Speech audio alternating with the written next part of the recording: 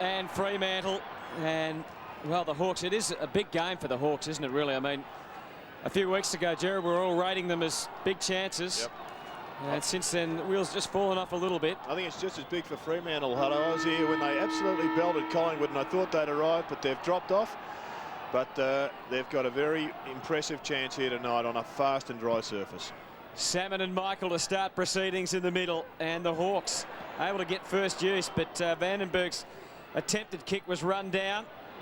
No free kick, or was a free kick? Yep. It's a high free kick, and it's going the way of Angelo Lekis, who's just had a few matches back, and he's an important player for them, I think, for Hawthorn. Very good friend of yours is one of the umpires here tonight, Anthony, John Harvey, Corin Rowe and Richard Fox. Looking forward to Johnny Harvey in action as Chick gets the Hawks forward. The first advance into attack of the night, and the Dockers. Waterhouse going back into defence to help out. Shane Parker, who's playing his 100th, goes in hard, gets the ball out.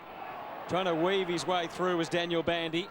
Looking for Michael, but it wasn't a good kick. Parker, who is back in the team tonight, gets Harford out very wide. And Thompson, who's an important player for them, takes the mark. He's been down on form himself. Last week we saw him start in the ruck just to try and get him into the play. It didn't really work that well. Thompson goes into the pocket and couldn't quite get crowed. Duck around McManus. Hawks it back into the square. Dixon just shoved out of the road, and Waterhouse again deep in defence helping out. Mark Gale, one of those experienced players coming into the Dockers lineup, although his kick not that good, falling short on the wing. And here's Barker again. Well, Johnny Barker, who was knocked unconscious a couple of weeks ago, felt as if he could play last week, but the medical staff decided that they'd give him a week off, and he's put the ball to the advantage of Nick Holland, who has taken the mark. And the Hawks continuing with their tall forward line with Holland, Crode and Thompson up in the forward line, which has left Daniel Chick down covering Fuster. Now, they are making a change now, but only sees Fuster come forward onto young Pavlik. Now, Nick Holland, gee, that's a pretty good kick. That's a goal. Great kick by Nick Holland.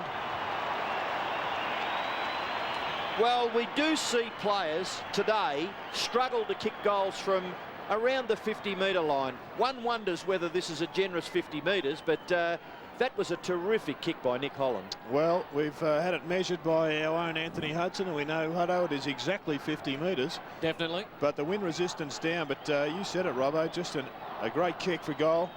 It had the inside-out swing on it, and it got the Hawks off to a great start. Now, Clive Waterhouse has pushed back into the forward line. Chick's moved onto him, which has balanced their defence up a hell of a lot better than it was.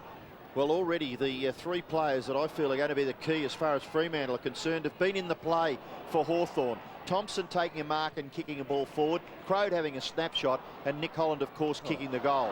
Now they're a chance to go forward once again. It's Holland, little kick, not too bad. Running onto it was Crawford. Joel Smith goes back to Crawford, who missed it. Now it's tapped away. Oh, Bandy went hard there at Barlow, gathered by Woods, who is just an unsung hero at Hawthorn. Good mark taken back there by Luke Toyer. Toyer, very consistent player for Fremantle, gets it out, gets McManus, second in their possession so far this year, so he's been busy. Longmuir gets them going. Up to half forward after laying the handball off Longmuir. Very close to the line, kept in down there by Fuster. And it's over the line and out of bounds. Congratulations to Troy Longmuir, who celebrates his 21st birthday today. And there you saw young James Walker just failing to attack the footy. He was perhaps trying not to knock his teammate out of the way, but hesitation early in the match. Not a great sign, but nerves also play a part. Fuster got it down, but Taylor watching on as it was kicked out of defence by Harford, and Vandenberg, who's been busy, takes the mark. Quickly he goes off the right boot, up to half forward. Thompson again presented himself. Dixon got some space in front of him, got a lot of space if he just picked the ball up. Runs around Clement and then kicks off his wrong boot. And it wasn't a good kick, as you saw, and Daniel Bandy again, who's been very busy, takes the grab. And had a good year. Works it through the middle of the ground. And again pushing back is Harding, one of the more experienced players coming back into the lineup again. And Gale, another one. He's back in the team and has another kick. It was meant for Toyer, but it wasn't a good one. Fletcher got the ball through to Toyer on this occasion. And he goes long into attack. Pavlich couldn't take the mark.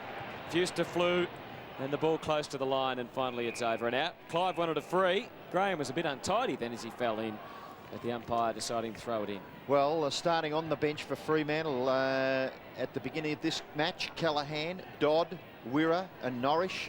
And for the Hawks, Chapman, who was a last-minute replacement for Jonathan Hay, Bowyer, Colica and Anthony Rock. Now, the umpires found a free kick. It will go to the veteran Paul Salmon. We have a look at the replay, and all over him there for Fremantle was Fuster. So Salmon got the ball away, and eventually Barker kicks it to half forward. Not quite up to half forward, actually. Just past the wing was Nick Holland. Got the ball to Leckis. Nick Holland can go short, but he decides on the hand pass out wider. Awkward one for Richard Taylor. Gathered there by Bandy. He was dragged off the ball. Following it up was Taylor. His kick to half forward. Good contest. Thompson can't get away. Hand pass is intercepted there by Brown. He was dragged down. Didn't have the ball, but no free kick forthcoming. The Hawks are a chance. A shot at goal is offline, and that kick came from Ben Dixon, which was hard to control. He's a natural left footer, Ben Dixon, and forced to kick there with the right. That's Michael Colica, who has been quite a good player since coming over from Western Australia to join the Hawks. The kick in has been marked by Cook. James Walker has the job on the Hawks skipper, Shane Crawford, doing pretty well at the moment. Crawford yet to touch the footy. Pavlich came through. Hazelby was given the full run around there and could have been penalised, but the umpire just giving that fraction longer. Woods tried to kick it round the body. Cook was there, and comes off the head. And just looking at Troy Cook's statistics during the week, he's been a great find for the Fremantle Dockers. He's about third in the entire competition for players getting the ball out of centre bounce takeaways. And well, the interior temperature doesn't look all that warm, but compared with the outside temperature, it's a delight. Yeah, the old reverse air conditioning working a treat tonight. Out of the middle, Longmuir can send it long towards full forward. Free kick. Johnny. Yes, goes the way of Fuster, hanging on against Graham, who's giving Johnny a fearsome bake. Settle down, Mark, says Johnny. Well, again, you never see the umpire. Very rarely. I mean, it might happen once in a blue Sunday. You see an umpire blow a whistle and reverse a decision. Really, all of that energy from Mark Graham is better utilised at the ball. Well, let's have a look at the replay, see if we can pick anything up here. Well, from what we saw, they're hanging on to the Guernsey is what he paid. Yeah. They should kick the Dockers' first goal. Oh, he pushed it across a little bit, but it's home. So Brendan Fuster kicks the goal. Hawthorn 1 straight 6, 1-1-7. Fremantle a 1 straight 6. And let's have another look at that one. Well, a closer inspection, perhaps we'll just see, from what we could see, Hutto, just a couple of players grappling. And yeah, he grabbed him by the arm, but there was nothing in that. Huh? Ridiculous. I mean, it's just a charity and a goal to Fuster. Yep. Well, they're still having a bit of a jostle, Brendan Fuster and Mark Graham, as the umpire restarts play. McManus could not quite gather the ball. It's in dispute. Gale kicked forward. No, that kick was smothered. Again, McManus kicks it forward, and that's a mark. Well played for the Dockers, and the kick coming forward was from Pavlich across the face of goal, and eventually the Hawks will get clear of their half-back line as Tallis puts it on the chest of Joel Smith. Harford appealing for it, then suggesting maybe Barlow was a chance, but Joel Smith ignored both and went to the taller player in Salmon. He couldn't quite take the mark. It's kept out, kept inside the field of play. That's in the back, isn't it, against Hazelby? Yeah, just attacked it with a little bit too much aggression. Got to have a cool head, maybe hot hands, but he's recovered with a magnificent smother. Just going back to the Troy Cook scenario in the centre bounce takeaways, it may be a decisive moment in this match, or a decisive aspect, as we see that inexperienced tackle. But the Fremantle Dockers are about third in the AFL at getting the ball from the centre. I think, from memory, they're behind Carlton and one other. But they're very good at that area. What a great handball by Joel Smith to release Tallis. His kick across the half-forward line. And under pressure, Clement from Dixon. And Dixon didn't mention him in the equation in the lead up to this match, but Ben Dixon is another one of the players who are potentially dangerous forwards. He can kick a bag of goals. Nathan Chapman rather on the bench there with Michael Collicker. 1-1 to a goal. So the Hawks lead by 1 point. The hand pass comes out wide to Walker. His kick smothered off the boot. Contest at left half forward for the Hawks. Still Walker. McManus eventually kicked it out of the air. A bit slippery over and there. No, not able to control it there was Fletcher. Now the ball comes wider still, and the Fremantle side under pressure there. That's Michael, and he will receive the free kick. Goes wide. Looks a little slippery, doesn't it? Yeah. Underfoot out there in certain parts of this ground tonight. Well, that was resod grass out there only last week. And I walked on there last night and it was pretty wet. I think one of the other issues, Hutto, is that in modern days the players are pretty reluctant to wear the long stops. Yes, Parker switching play using Salmon, and Holland a long way from home. Graham had run down. He was providing a lead. He goes inboard instead to Chick. Good tackling from Fuster. Got it back though to Holland. Goes to half forward. Diving effort from Barlow. Did well to hold it under. Now he might get pinged. No, he got it out. Did well to get it to Dixon too. Tries to hook it round the body. And Smith slipped over. Got the ball out again to Barlow. Just pops it up. Thompson strong there. And takes the mark. Joel Smith has been very good in the opening minutes of this game. He's had 1 kick and 3 hand passes. Been quite productive with his possessions. Well, this is a top effort by Nathan Thompson. I reiterate that the tall forwards for the Hawks are going to be Fremantle's greatest concern. The short kick has been marked by Graham, who we saw manning up on Fuster and giving a free kick away. So has he run all the way off Fuster? It looks as though he has, because Fuster is languishing all the way back behind the wing, being attended to by one of the training staff. So we're watching Mark Graham, who right now is a defender shooting for goal. He goes across the face. That's a Fremantle mark, I would suggest. And it has been taken by Clem Michael. You want to be quick because Fuchsia's just bolted to the other side of the ground, and maybe he'll get on the end of this kick. Well, a 100-game player is Shane Parker, and his kick goes all the way in the direction of Fuster, but too far. And it's over on the full. It's Brendan Fuster to mind the mark, and Angelo Lekis to take the free kick.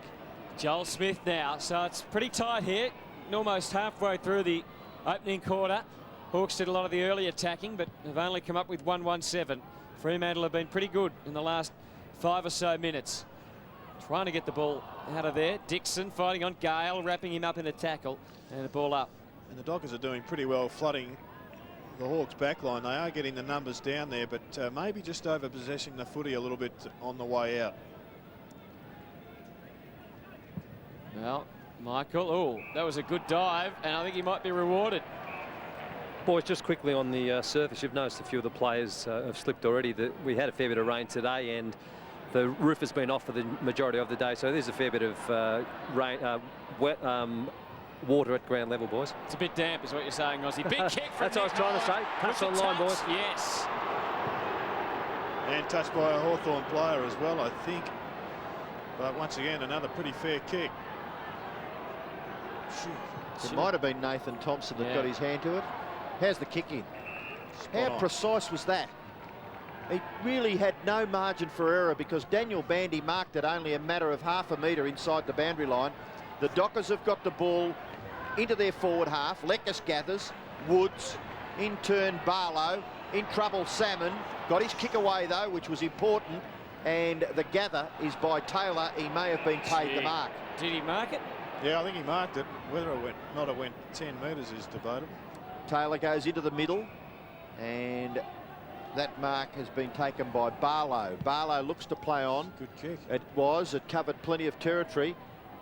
At the fall of the ball was Walker. He wasn't able to gather. Crawford appealing for the free kick. The ball comes out to Cook. He's able to shrug the tackle, get it wider still. Chance now for Coops. Coops in towards the middle of the ground. Bounce, all important. Gathered by Harding. He can go all the way. It might bounce through. It may bounce through. It may bounce through. No, right on the line goes Mark Graham. Has the umpire awarded a goal? No, he hasn't. Taken through by Mark Graham for a behind to Freo. Oh, that must have been so close. It's a good passage of play by Freo, and they're showing pretty well that they're going to be right in this match right until the finish. They've been most competitive, and their pace is a factor that may concern the Hawks later in the match. Well, Lekas again involved. Quick kick from Woods. It was an awkward one, and that's well taken. Gee, really good sign for Hawthorn, Nathan Thompson. He has struggled in recent weeks, as we've said, and he's so far tonight taken 3 marks. And Nathan Thompson played 9 games this year, missed a couple with injuries, kicked 14, in fact taken 14 goals, 22 for the year, I think, if I can read my stats right. Beautiful kick, there's another one anyway, he's put it through for a goal. Have a check of them, Hutto, while we have a talk about Nathan Thompson. Nathan Thompson, Jared, I reckon that, you know, you look at this game pretty closely. You're involved at the State of Origin level. I reckon when a player takes a mark who can kick a ball in this area here, watch where he's marked the ball, well inside the forward 50, directly in front of goal. Yep. Should never, ever consider going back and trying to kick it away to someone else. Well, not unless there's somebody free in the goal square. You're pretty well right, Robbo. High percentage was Thompson going back and doing what he does well for a living.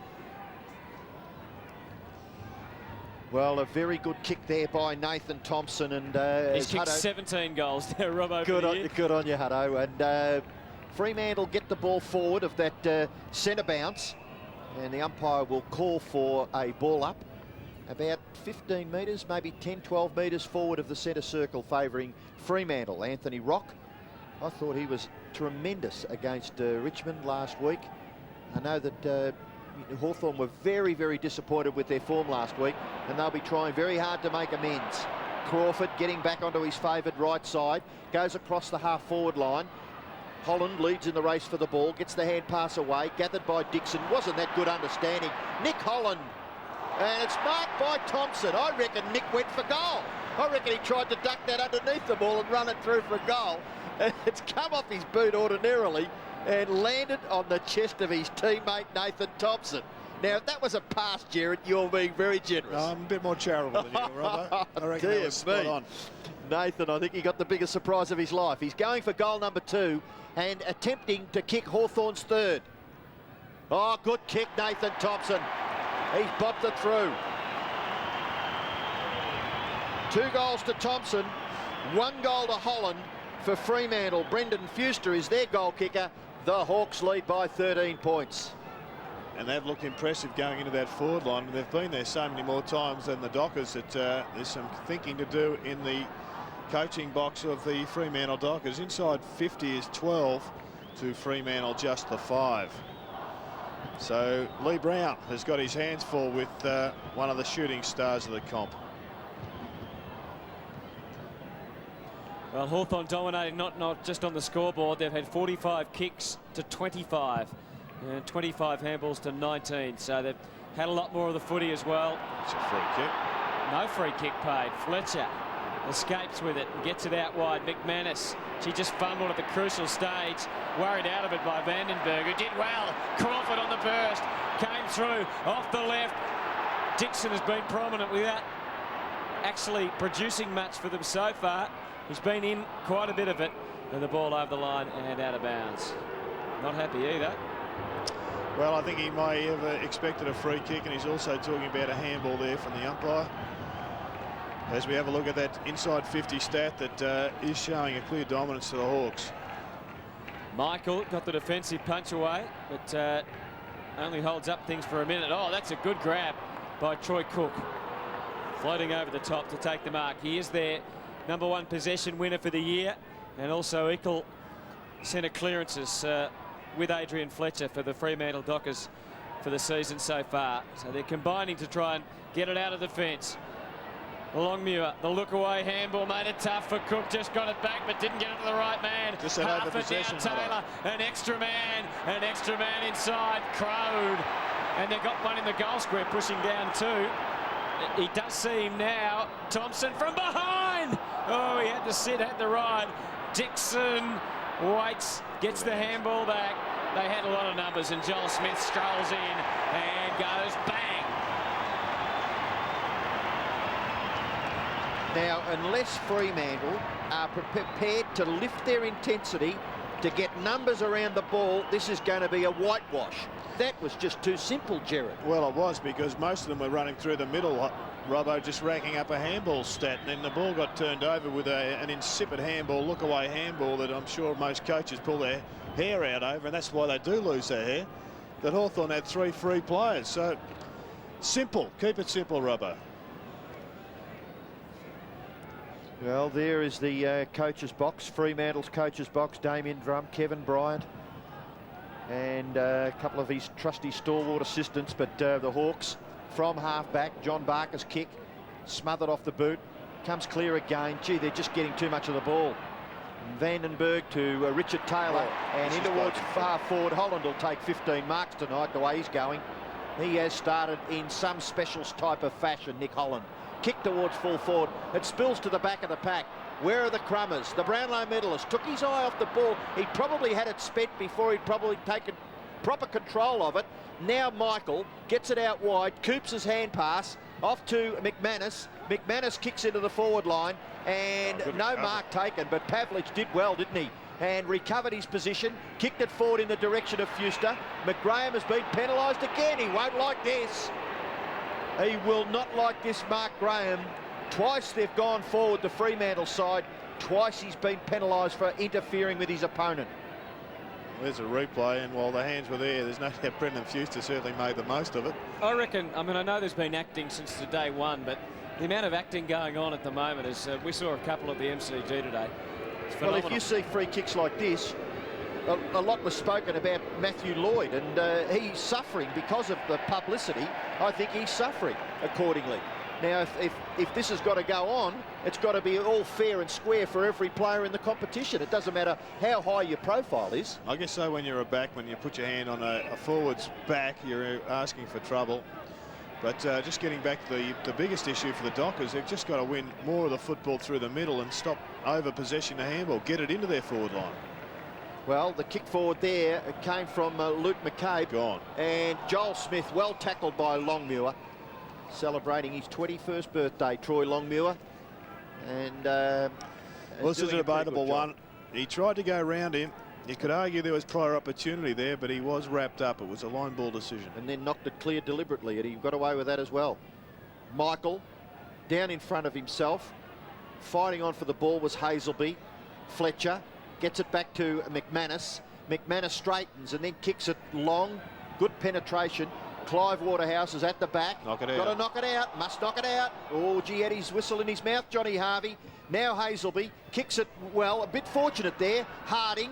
Got to get a goal McManus, from this one. where are the overlappers here? McManus goes into the pocket. That's a little too far. Out in front at least of Fuster. Took a little while to turn around. Bandy, hasn't he covered some territory? He's playing at centre half back. Goes for goal, couldn't get his kick away. Well played by Mark Graham. No, it's got to and be a free eventually kick, locked though, up Salmon. No, it's a free kick because Bandy kicked the ball without hitting it.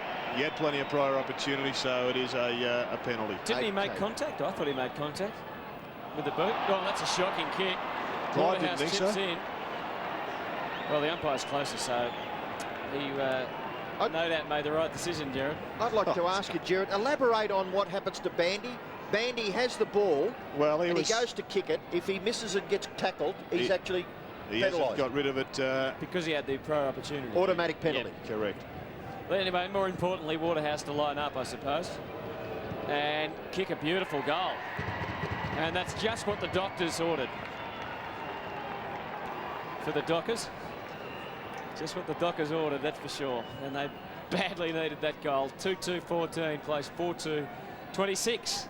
Well, the Hawks have been impressive inside their forward 50, but through the middle, I think it's just been a lack of direct play that's hurt the Dockers. They've won the footy, but they just want to keep giving it back. Do you get the feeling this game is too clean, too open for the Dockers to win it? They've got to get in a bit harder and a bit closer. I think that will help them, for sure. Well, there's the goal kicker for Fremantle, and Mark Graham apparently was making his way to the interchange bench, but the Hawks have changed their mind, and Graham goes back to full back. And Nathan Chapman late inclusion tonight. He was up, ready to go, stretching the old hammies, but he's about to sit back down. Well, importantly, Fremantle have kicked their second goal. It was looking very much like a whitewash. Joel Smith run down by Troy Cook. Push! Oh, gee whiz, I don't quite know whether that was a free kick either. But anyway, Joel Smith will go back. And the way he kicked the ball from half back about 4 or 5 minutes ago, he's a chance to kick a goal here. He's a beautiful kick of the football, Joel Smith. He goes back, and he goes long, and he kicks a goal!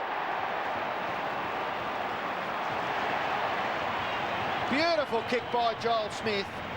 Registers his second goal and Hawthorn's fifth. The Hawks 5-2, lead Fremantle 2-2, the margin 18 points in favour of the Hawks. And that change has now been affected as we have a look at that. He was certainly carried forward, Joel Smith, but it was one of those line ball decisions again.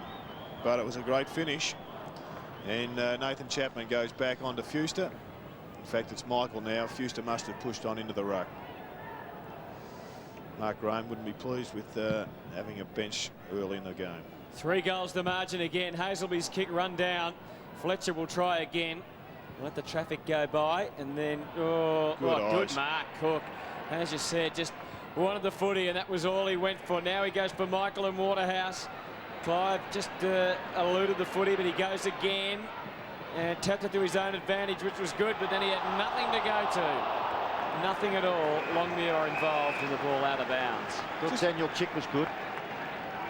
Clive Waterhouse seems to play better when he's running from the square, leading from the square. At the moment, they've got him starting about 40 metres out from goal. I can't see Daniel Chick staying with him as a full-back if he was the main option at full forward. Thompson doing the rucking and roving. Terrific tackling. The Dockers third for tackles in the league, but at the moment, Hawks going forward. Another opportunity coming up for Nick Holland. Daniel Bandy was a long way away, and he has taken his 4th mark. He is on fire, Nick Holland. He's had 7 kicks and 4 handballs already in the piece. 5 marks. He's going back to kick probably his second goal. He's that far best on the ground at the moment, Robbo. He's got your 3 votes just about wrapped up. Well, at this rate, he's going to take 20 marks for the game. Importantly, though, he needs to convert here for the second time, and he's done that. Just measured it off. Gave it the necessary power, and 6-2 plays 2-2. I just reckon that if Fremantle continue to play this style of game, this possession game, they'll get slaughtered. Well, particularly the way Hawthorn are putting the tackles on. Hawthorn got that goal just out of a turnover. They got 2 or 3 other goals this quarter just from overuse of the footy by the Dockers through the middle of the ground, rather than pumping it into the likes of Michael or Fuster, giving their tall forwards an option. And that's what the Hawks are doing. They're getting the ball in quickly to Holland. He's one out. Michael up high, got his hands to the ball. Ball comes out to Barlow. Umpire Johnny Harvey is from a fair way away has decided that there was a throw there. And so the Dockers will take the free kick. No one on the mark, so Fletcher runs, takes advantage by about 3 or 4 metres, and then kicks in towards half forward, and the marker's taken back there by Barker. Barker looks to play on and comes to the near side, down in front of the commentary box, where a good mark has been taken there by Dixon, looking to move the ball quickly. McCabe gets past and then hand passes wide. Barlow's been pretty good. He's had about half a dozen possessions already in this game. That's kick number 6. And the ball in towards half forward. Well gathered back there by Walker. And his kick goes out in the direction of, and McManus took his eye off it maybe. Taken away there by Vandenberg. Now Angelo Leckers kicks the Hawks forward. By gee, the rebounds are costing them, aren't they? Nick Holland, mark number 6, in towards full foot. Oh, Ben Dixon, right on the siren. It may have got lost in the lights. I think that's what he's indicating, but he missed the mark, and the siren has sounded. Now, is that Shane Crawford in trouble?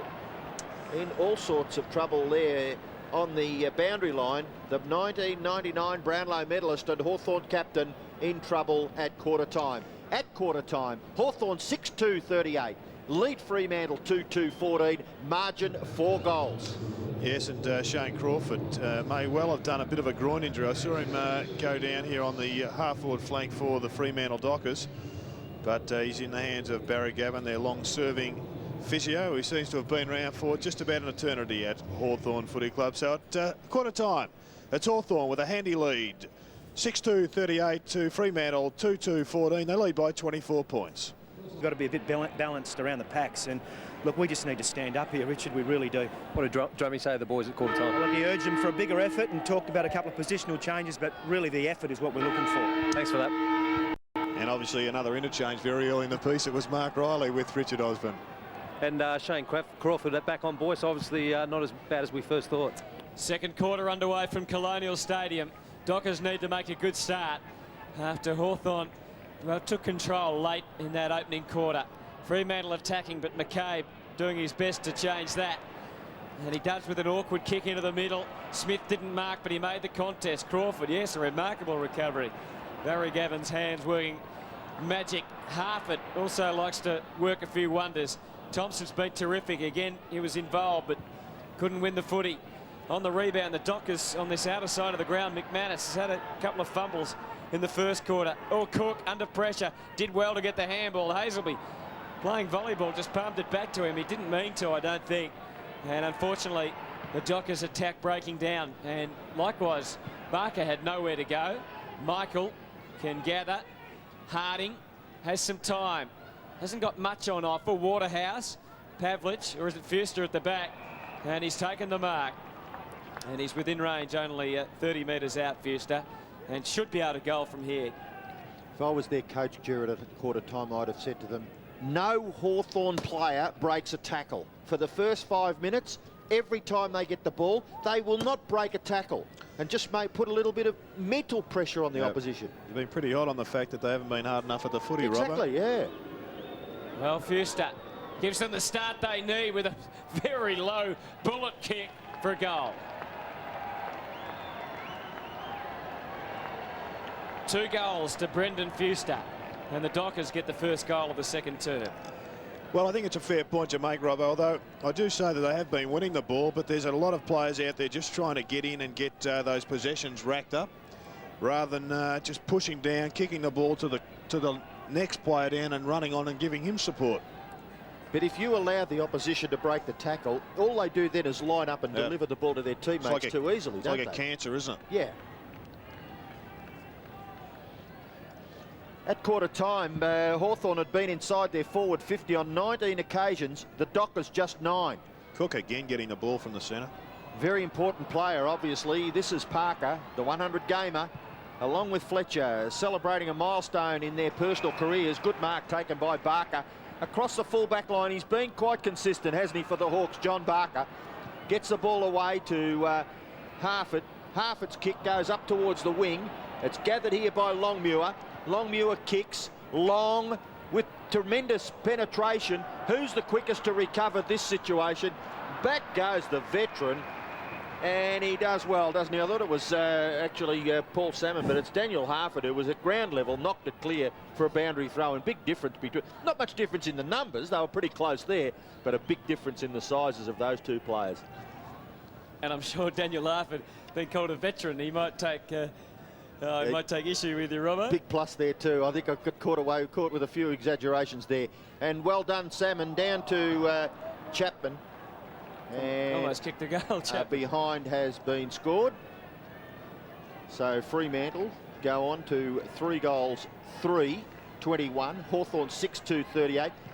Slightly better signs for Fremantle. Gee whiz, the kick in. That was a bit too easy. Woods marks, goes out wide, and Leckis has an acre. He has plenty of room to run in, yes. As he goes to half forward, went for Croden. Guess who? He's just taking them all at the moment, Nick Holland. 7 grabs so far. We're only early stages of the second quarter, although the Fremantle defence there, just they knocked a couple of Hawthorn players over. McManus gets them to Michael on the wing. Had Cook running through the middle. Instead, he goes out wide to Lee Brown.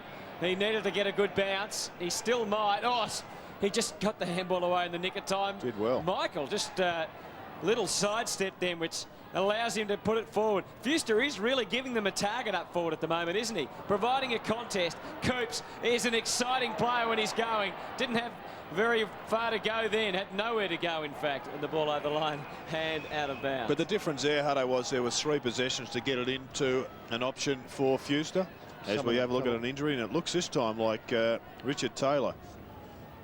Whereas in the first quarter they were giving 5 and 6 handballs and going forward 15 metres. Yep. Well, at least Fuster's given them something, isn't he? He's kicked a couple and he's contesting hard, so they have got something to drive it into. Waterhouse very quick with the left foot flying snap, and Clive misses his game tonight. 2 kicks, 3 handballs and a mark. We have a look at the Taylor injury. Knocked over by his teammate.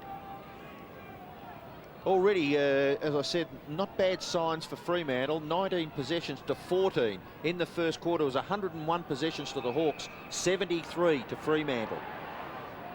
So at least they're in there getting their fair share of the football. And from the kick in, it's been kicked away once again by Barker out wide. The race is on. Gale away from Barlow. Crawford and Hazelby. Spoke with Ross Glendenning about Paul Hazelby. Thought that maybe as an 18-year-old being tagged out of the game, they're just looking to try and encourage this young fella to persist, keep going, and it may turn, the form may turn again. He was excellent for the first 6 or 7 rounds, but just struggled a little bit over the last few weeks. Here's another one of their brilliant young players, James Walker. Kicks in towards half forward. Coops hit his shins. He's kept it alive though. And eventually Troy Cook got the hand pass wide. Walker once again. Walker's kick to the goal square. Oh, great fly there by Waterhouse. Gathered by Toya. Fuster in trouble. Can't get the hand pass away. Gee, he had an eternity, didn't he? And eventually he's been penalised for not moving the ball on quickly enough. Geez, the Waterhouse mark must have been only a millisecond away from being paid. Probably could have been just about advantage there. Salmon onto the wing. And the Hawks suddenly have it opened up. Crawford. Dockers have pushed a couple back, but they've got, yes, Cook going across, filling the effort to try and get it through to Nick Holland again. And geez, had a fair bit of it. 10 possessions already. Make that 11 as he heads for Fuster again. And he takes the mark in the forward pocket, and he really is giving them something to kick to. He's taken 3 marks now, Brendan Fuster. Yeah, I don't think it'll be too much longer too until we see Graham back on, because Fuster's very strong in the body, perhaps too strong for Nathan Chapman. Yeah, maybe even Crode. It was surprising to see Crode up in that forward line. I thought that the inclusion of Fuster was simply there to stretch the Hawk defence, missing a couple there, big players. Oh, he misses to the right this time. And in reality, Fuster should be grabbing marks and dominating that forward line with the size of the players he's on. But that was a wasted opportunity. Nathan Chapman, he's played just 1 game last year, so hasn't seen much senior action, that's for sure. Harford takes the mark on the kick in. Dockers 3-5, Hawks 6-2. The kick back towards the wing, well done by Stephen Coops. You'd have to be thinking about Crow down on the Fuster, surely. Well, it may happen. We'll watch that closely. Troy Cook is marked in the pocket. He is 50, or the player on the mark is 50 metres from goal. And the short kick chopped off by Joel Smith. Got the hand pass away. He was lucky. Yeah, he fair decision from John. I thought he got a fist to it. I think he might have missed it, Robbo. The fist came out, but I'm not sure he actually hit it. Let's have a closer look at it. I think he threw it up before it hit the fist. Oh. Now, whether or not he hit it is questionable, but John Harvey doesn't think he did.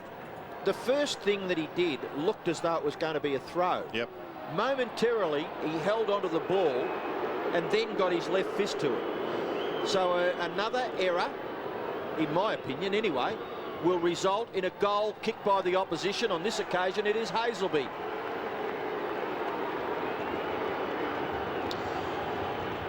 Well, you've got to see it, play him as you see it. And I reckon he's got a minor argument with the umpire.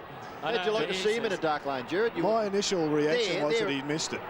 But having a look at the replay, it does look as if he's hit it. It does. No, I wouldn't like to meet him in a freeway, especially if he'd just been given a free kick against the Hawthorn side he loves.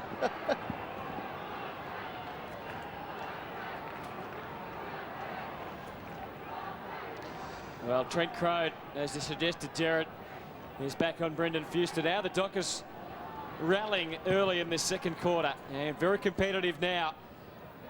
Back to a 9-point ball game. And Hartford was wrapped up by Harding, who hung on to him for a long time. Big quick kick forward by Daniel Bandy. Long kick too. Chick pushing against Clive Waterhouse. Close to the line. Chick kept it in. Well. Kept it alive and got away with it and hits Anthony Rock on the chest. And a loose man over the top. And again, it's Joel Smith who's been busy. Low pass, not a good one. Daniel Bandy getting back across half back. Very adaptable, isn't he, Bandy? He's had a good season. Inspired move from the coach, though, to push him to us in half-back position. I think a couple of years ago, he was viewed as an up-and-coming ruckman. He's had more marks than any other Fremantle player. That's for sure for the season. Long kick, Chick under pressure. Handballed it. And still alive, wasn't it? Pushed towards the line. And finally, it's close to being over. Tallis had taken it to the line. They kept it in. Vandenberg. And there's a good kick. Nick Holland takes it. 8 marks now for Nick Holland. 9 points the Hawk lead. Barlow has the job on Troy Cook at the moment. Sets it up for centre half forward. Well, Lee Brown and Daniel Bandy intent on the spoil. Michael gets through to Cook. He's wrapped up by Chapman. Just got the handball away in time.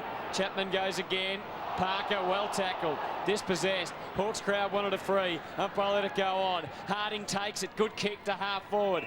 Again presenting himself, Fuster. How about Robbo? You'd be happy with the intensity. It seems to have jumped up a couple of notches for the Dockers. It had to. They were just going through the motions and they were going to get slaughtered, but they've certainly lifted.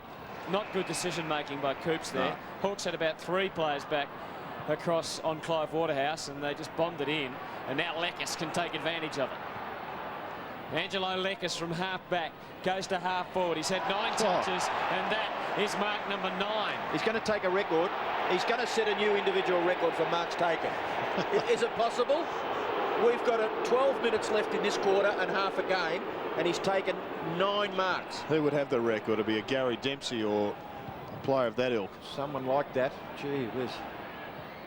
Deep into attack, the Hawks, but got to hang on to it. They're not looking like at the moment, are they? The way they're bringing the ball into attack, and the Dockers are getting numbers back. But that time, it's a pretty scrappy old kick, and eventually over on the full. Yeah, it just came off Stephen Coops' leg, which is unfortunate. What about the decision from the defender? Yeah, had to go across the line. It was a pretty ordinary kick.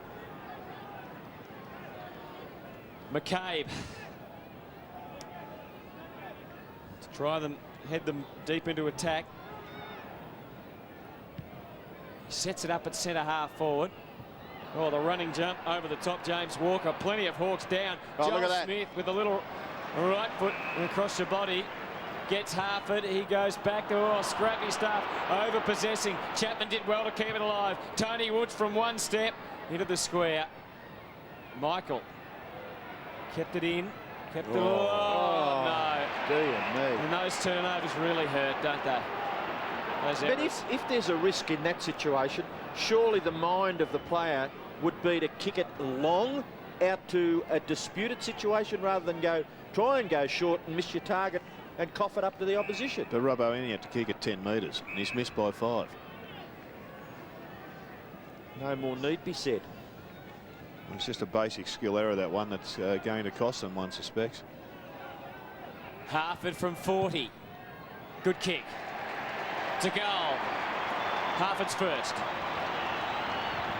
It actually happened at a bad stage, Gerard, because they were making some sort of a little surge, and to allow Hawthorn to kick their first goal for the quarter from a very, very ordinary piece of play. No, it was a terrible piece of play, which is unfortunate because young Michael's done a pretty good job tonight. He's done the right thing. He's kept the ball in play, but there wasn't anything on up the ground. The other option, of course, is just to go 50 metres to the boundary line and get it across. But he elected to go short and his skills let him down. Cost him on the scoreboard. Hawthorn have kicked their 7th goal, their first for the quarter, after Fremantle had kicked the first 2 goals of the second term. Leaving it behind there was Longmuir. Kick forward for the Hawks, right in front of their goal. Coops not able to control the football. Clement, Nathan Chapman over the top. The umpire's penalised. the Fremantle Dockers player. James Clement not moving the ball on. Now, what do you think of this one? He stays for a free kick there. How does he get it out? Well, he's not trying, is he? Fair enough. Well, this fella was one of the best kicks in Australia when he was playing under 18 football, or under 19 it probably was in those days. But a brilliant kick of the football, Nathan Chapman.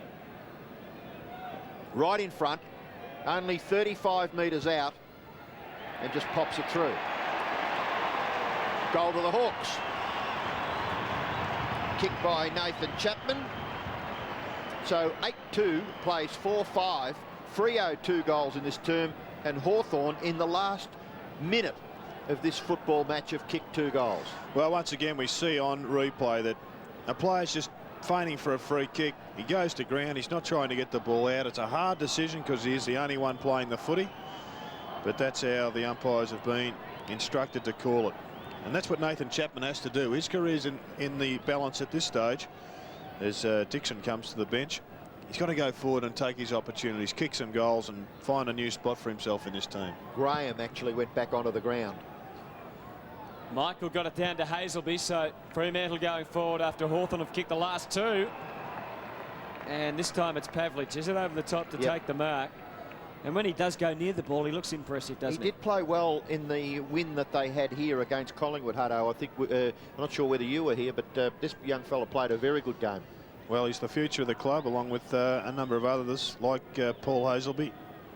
Clive Waterhouse coming from the ground. He looks under a little bit of stress too as he walks off the ground or jogs off the ground. Brad Wirra coming on for his first run. But an important kick for Matthew Pavlich from inside 50. And unfortunately, not able to convert. So Pavlich has taken 2 marks tonight, 3 kicks, has 1 behind. And the Hawks leading by 20 points, getting crowed on the kick in. So the ball goes out towards the wing, and that would be paid as a mark, I would think, to Hazelby. You like to see the young players emerging in the senior AFL ranks, and he certainly is one of those. He kicks the ball in the direction there of Pavlich, gathered by Tallis. Tallis then kicks it back towards the wing, and the mark taken for Fremantle by Clement. Clement looking to play on. He's going to get run down. He's tackled and he should be penalised. Mark Graham got the hand pass away. Anthony Rock. Joel Smith tackled by Cook. Umpire Harvey has awarded a free kick maybe to Rock, is it? I think it might be going to Anthony Rock. Is it? For the high tackle. A bit further back than that. It's for that one. Well, shouldn't Anthony Rock be forced to take the kick? No, according to the umpire. So Woods will kick the Hawks into their forward 50. Push out. Nick Holland has taken mark number 10. No, not paid. He's got the football. He's been forced to move it on, and accordingly, swooping on it was Fletcher. So Fletcher for Fremantle goes out towards the wing. Good mark, not paid to Coops. Yes, it was. Gee, Joel Smith angry there, but the mark has been paid to Stephen Coops. Coops just on the defensive side of the wing. Oh, it was a low kick into half forward. Oh, that's one of the worst acting ever. He's got it. Johnny. He's got it. Oh, shake your head, Trent Crone. Maybe there was a push there, but Fuster, by diving, oh, that is a disgrace. That is a disgraceful decision. It's a really fair bit of roving there, though. Yeah. I mean, how can you be sucked in by that? It was so exaggerated that it wasn't funny. I think one for talking footy on Monday night. Gerard, the amount of acting going on at the moment. Yes, I think that's fair to say, Ardo, that there was a little bit of acting in that one. Just a little bit. Good to see you getting emotionally involved in the game too. Oh, well, good morning to Johnny Harvey when he's watching the replay of the tape too.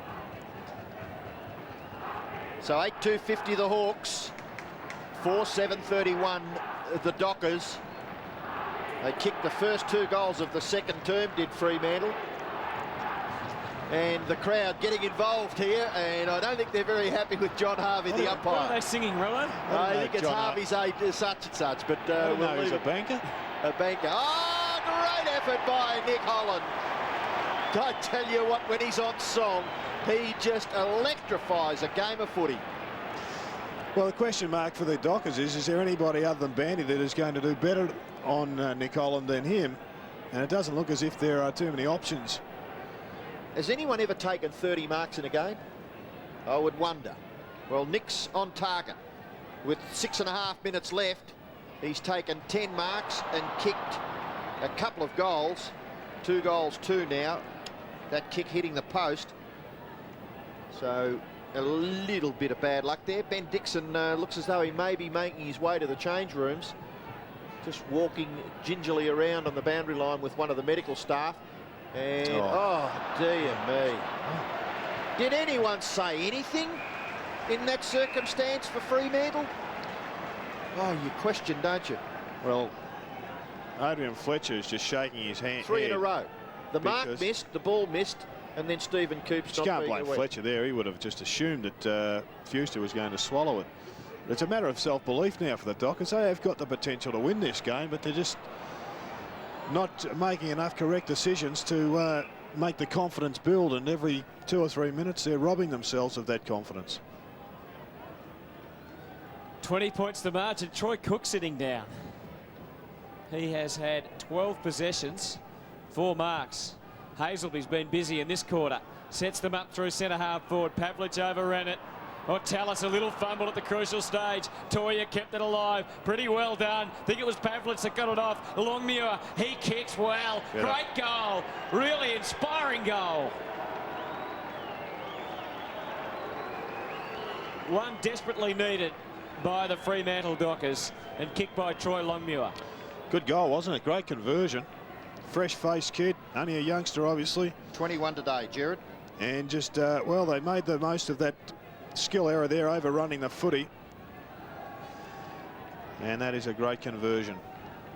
Interesting to see Troy Cook off the ground. Maybe it's just part of a rotation to give him a rest. He's been doing the hard work through the middle.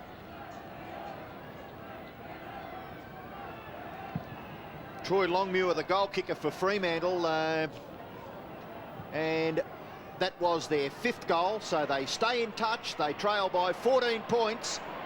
Daniel Chick handballs to his own advantage, ball bouncing quite nicely for him, and then lets himself down poorly, really, in the finish.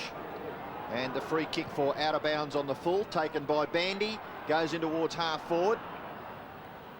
And up over the top was John Barker, not able to control the footy. Troy Longmuir regains his footing, and the boundary umpire will throw it in. Left half forward for Fremantle.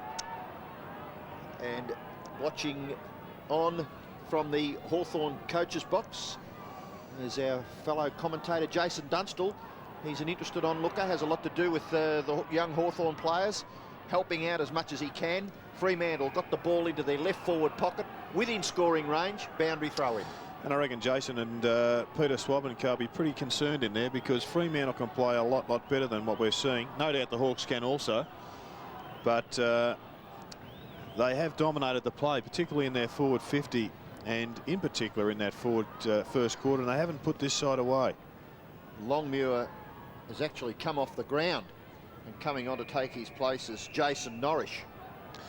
The Dockers have reversed the trend of the first quarter. They've dominated 14 times inside their forward 50 to 7, which means nothing if you kick goals, but I guess it just gives an indication that they're winning more than their fair share of the footy around the ground. They've had 8 shots at goal in this term for 3 goals 5. This kid's starting to get plenty of the footy. He is a good player. He just knows how to get near it and get it. Kicks the ball in towards full forward. Oh, strong mark. Taken back there by Barlow. When you kick the ball in long, you've just got to get a contest and get that ball to the ground. No point kicking it to a swarm of the opposition players, because all of a sudden you're the one facing the defensive aspects of the game. Interesting story behind Chris Barlow playing senior AFL football, as we watch Fletcher put it to the advantage here of Gale. Gale goes in towards full forward. That's a push out by Crode, but let go by the umpire. Now the Hawks from the far side of the ground. That's mark number 11 to Nick Holland. He's in the defensive half of the ground. Kick smothered. Fremantle get the ball in towards half forward, gathered by Barlow, run down, got the hand pass away, running onto it Harford, made the half volley nicely, didn't he? Daniel Harford handballs it to Holland. Holland, his kick, he got it back again and then coughed it up. So the Dockers have possession of the ball out there on centre wing. Brendan Fuster bombs it in towards half forward. Oh, spectacular leap and mark. Bowyer, centre half back. Terrific leap and mark. He kicks it out wide towards the wing. Important possession here, taken by Thompson. Sure ball handling. Away to Crawford. The Hawks into attack. Hand on the bounce, trying to get something going. Dixon back on the ground, setting it for Graham, and there's a good mark to Chapman. Nearly marked this down. I reckon this bloke's a very, very good kicker to football. Well, Dixon, who we saw in a bit of trouble on the boundary line not that long ago, involved in that, got it to Graham. Just too easy, wasn't it? Should have been spoiled, that one. He was there in time, McManus. First game for the year for Nathan Chapman. As we said, he played just one game last year.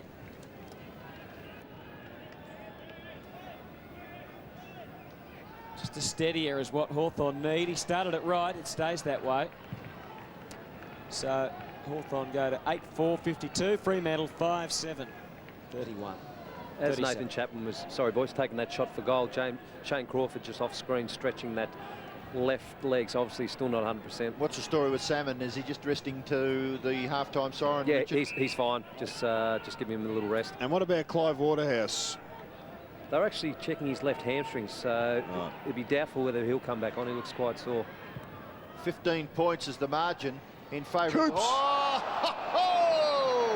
Geez, you spoke about this kid earlier, Rob. Yeah. I've seen a bit of him. I reckon when he's going, he's the most exciting player in the AFL. Isn't he what? He just is. And the Dockers have got the ball all the way up to their half-forward line. Oh, this leap from Stephen Coops. He had the sit from third in line, jumped high, controlled it all the way down. Fantastic, isn't it? Yeah, it was a terrific leap and mark. Well, McCabe goes for the safety of the boundary line, perhaps disguised it sufficiently enough to convince umpire Harvey that it should be given the all clear, and the boundary umpire will throw it in between wing and right half forward, favouring Fremantle. If they could scrounge another goal before half time, there's plenty of time for either side to get a goal, but I don't think that Fremantle would like the Hawthorn side to get it. McManus goes wide, Fuster too far, too wide, and he was looking at a one-on-one where Coops was being attended to by Daniel Chick. Missed both of those players out on the full free kick to Chick. Tough battle in the middle between Woods and Fletcher, who are going head-to-head. They've had 11 possessions each, and it's good to see two players just really keeping tight. High kick by Chick. Mark paid to Bandy. No. Play on. Ball spills out for Harding. Has another chance. Woods tries to back his way out. He's thrown the ball right in front of the umpire, and he let it go. Callahan just throws it onto his boot. Chance for Coops. Still a chance for Stephen Coops. Dispossessed. In goes Toya. Got the hand pass back. They give away a little bit of ground. McManus, a flying shot at goal, has missed off to the right, through for the 8th behind on the scoreboard to Fremantle. 5-8 to 8-4 the margin, 14 points in favour of Hawthorn. That was a funny old handball, wasn't it? That was a handball. Well, I'm not watching this game. Not sure who the umpire was close to that play. The ball out of bounds. And another blatant error made by a player in the clear, looking for a teammate down the ground, missed everything, kicked it out of bounds on the full. 8-4-52 to 5-8-38. Adrian Fletcher, 200 games, and tonight 11 possessions. Sets this one up to 50. Michael, who led pretty strongly there, couldn't take it. Hawthorn have pushed a lot of numbers back in this quarter across their last line of defence, haven't they? At the moment, they've got everybody except for Ben Dixon in the Fremantle half of the ground. A few more just pushing back into attack now, but they really have played extra men in defence for quite a period of this quarter. Harford gets Thompson. And another poor kick out of defence. Gerard, would you think this is a high number of turnovers, and we're not even up to half-time yet? 23 turnovers for the Hawks and 22 to Fremantle? Well, if it reflects a poor game of footy, it's accurate. Lee Brown, quick kick at goal, and another behind conceded. So there's only 37 seconds left now, and the margin 13 points. And the intensity just hasn't been there from either side. It's been there for the odd minute or two here and there, but I think both coaches are going at half-time just pleading with their players to come out, reassess their individual efforts and come out and play the style of footy that they've played throughout the season. 10 scoring shots to 4 in favour of Fremantle. And fumbles out in the fulls. There's been, I think the umpires are going about as well as the players at the moment. Well, there's a good contest between Crawford and Luke Toyer, and eventually Toyer able to frustrate the Hawthorn captain and cause a ball up just forward of centre wing, favouring the Dockers. 5-9-39. They're in arrears to the extent of 13 points. Hawthorn 8-4-52. Nick Holland has kicked 2 goals. Joel Smith has kicked a couple. Nathan Thompson has kicked a couple. Parker, just a fumble, but he was able to recover his position. Kicks that absolute shocking helicopter up towards the 50-metre line. No mark taken, and the umpire signals that play is over for the second term. It is half-time at Colonial Stadium. The match between Hawthorn and Fremantle. At half-time, Hawthorn lead by 13 points. And having a look at the goal kickers for the Hawks, 2 goals each to Holland, Joel Smith and Nathan Thompson, Nathan Chapman and Daniel Harford, single goal kickers. And for Fremantle, 2 to Fuster, singles to Longmuir, Waterhouse and Hazelby. Scores at half-time, Hawthorn 8-4-52.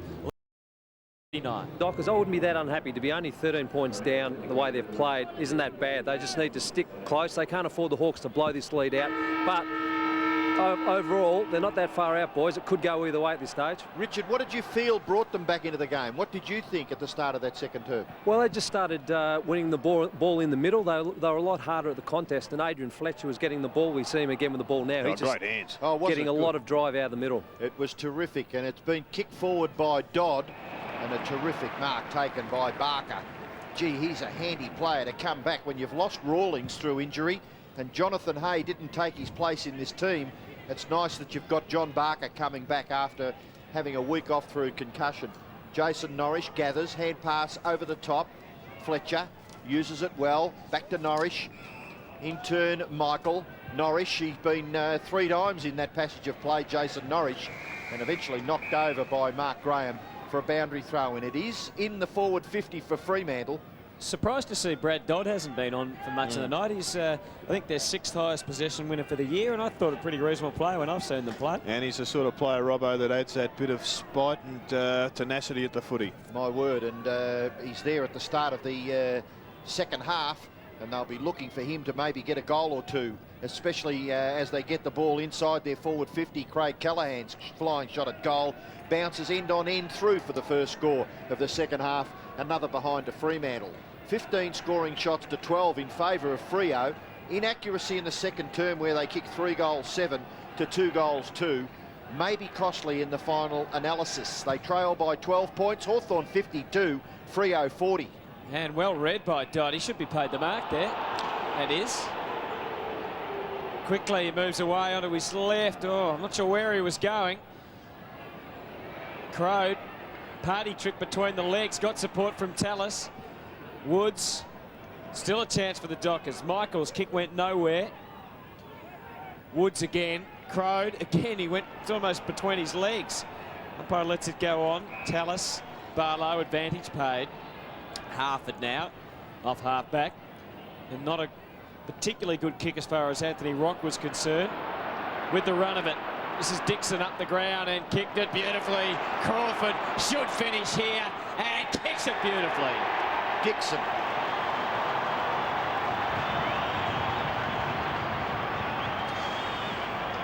Well, James Walker's done a pretty good job on Shane Crawford, and he cost himself there by doing a discipline thing. He pushed out to get the football and had some support, but the ball came through. And Dixon has set up Shane Crawford here pretty well. There you see Crawford just trailing out the back and slamming it straight through the middle for the first goal to Hawthorn. The first time they go into the forward 50, they get a goal. The Dockers have wasted 3 opportunities. Do you reckon the day will ever come when the boys give the high five and one of the fellas will knock the other guy's shoulder out of position? That was a very severe high five that Shane Crawford gave. Woods, Harford, Norrish hacks it out of mid-air. The race is on. Little toe poke, maybe not quite advantaging Callaghan there, and it goes over for a boundary throw in. Lee Brown has gone from a defensive position to become another tall option up in the forward line. They're fairly tall up there with Coops, Pavlik, Fuster, and now Brown. Michael Hawthorn playing Hawthorn playing an extra man across half back as well. How about the way that Tony Woods eventually dispossessed Fletcher? Dodd was instrumental again there, releasing Cook. His kick to half forward. There a chance here. The bounce is very favourable for Coops, and as skillful as Stephen Coops is, that was a poor kick by his standards. And a great chase by Daniel Chick just to put some pressure on. And a good mark by that spectator who leaned over the fence to take the mark when it was out in the full. Graham goes out to the wing. Vandenberg just waited for the traffic to flow and then goes long and direct to Thompson. First ball from Bandy was all right. Parker in support. Gets it out to Clement, who's got Troy Cook. If it can sit for him, it won't. Oh, it was line ball, wasn't it? Just out. He didn't have much in support, so he probably wasn't that disappointed in the end. Let's have a look. 13 possessions to Troy Cook. Yeah, just over, I think. Michael got the tap. Needed some support. Norwich came through. Woods, Parker gets rid of him. Cook. And gains about 20 metres for the Fremantle Dockers. So 9:4:58 Hawthorn, 5:10:40 Fremantle. Taylor in the foreground there came off the ground in the second term and looked as though he may have been suffering from a head injury, which was caused in a clash, I believe, with one of his teammates. Now Hawthorn at half forward. Leckis confronted. Still Leckis with the ball. Spills at the back. Chance here for Cook. Can't quite get the hand pass away. And in the finish, Leckis just took him to ground. Ball spilling out of his hands. And it will be thrown in just forward of centre wing in favour of Hawthorn. They've kicked a goal in this third term. Fremantle have added just one behind. Cook again, gathers. Can't get the hand pass away. It was a pretty good tackle. So accordingly, Daniel Harford being able to just hold Troy Cook up there. Momentarily, the umpire will bounce. Corin Rowe, Richard Fox, and the more experienced umpire in this trio, John Harvey. Michael, Dodd and Smith, Crawford, ball handling pretty good. Handball to the advantage of Chick. Spots a player at half forward. That player is Vandenberg. He goes after it again. His second effort pretty good. Anthony Rock gathers and then kicks the ball in towards half forward. Should be a Freo mark. It is taken by McManus. He absolutely robbed Dodd of it and then got the ball wide to Harding. Harding can go further and wider. Good run. Good running, wasn't it? Terrific running by Clement. The kick was to his advantage. He ran with the football, kicked it to half forward. Chick is back there for the Hawks. It'll come back down the ground on this near side now, you would think, through Mark Graham in towards the middle, and the mark is taken by Leckis. Handball off. Chance here for Trent Crowe to go screaming down the ground. He thumps a big bomb nearly to the goal square. Back goes Parker, away from Nick Holland, gathers nicely. He's supported by a good shepherd and then coughs it straight up. But not able to take it was Crawford. Fuster got the handball away. Gee, it was an instinctive one, wasn't it? James Walker, the short kick. Okay. Parker gets it inboard. Fletcher takes the mark. 18 points the margin. Hawks versus Dockers. Gale. Well, a lot of Hawks back in defence. Graham takes the mark. It was a good grab, but had plenty in support. You're going to see the supporting cast now, led by Paul Salmon, there to provide an option. And Crowe, he's going to go for another big one. And this was a shocker. That might be his last for the night, I reckon, Hunter. I don't know about for the night. It might be the last talk for the night. Yeah. He might get a pretty stern message out from the coach. The one before was a beauty. This is Harding. He goes bomb. Again, they've got to overcome 3 players down there, and Hazelby went against Paul Salmon. And here comes the charge of the light brigade, Hutto. The runner, I reckon, is making a beeline straight to Trent Crowe. Player coming off Barlow, the ground. Chris Barlow coming straight off, limping badly. Chick kicked, and that was perfect. Throw. Oh, Vandenberg. Throw. Had to be if he... Absolutely ridiculous in front of the umpire. Well, he took the mark and played on, and he's trying to make amends for it now. Sending it long to Thompson, who propped nicely in front of Daniel Bandy. Leading into the pocket was Mark Graham, who's run all the way down from fullback, but Thompson ignores that. I can't believe that an umpire can allow what happened right down in front of us to be given the all clear and play on call. Thompson goes into the pocket, and good lead and mark from Ben Dixon. Dixon has kicked 20 goals, 16 before tonight, and tonight he has kicked 0 goals, 1. Well, I was watching the runner and Trent Crowe have a interaction, you could say. As it is, I'd say, Hutto, that I'd very much doubt if there's going to be another Tulipka. That's disappointing, actually. It is. Big kick for Ben Dixon here, with the margin at 18 points. 30 metres out. Favours his left boot and favours it beautifully.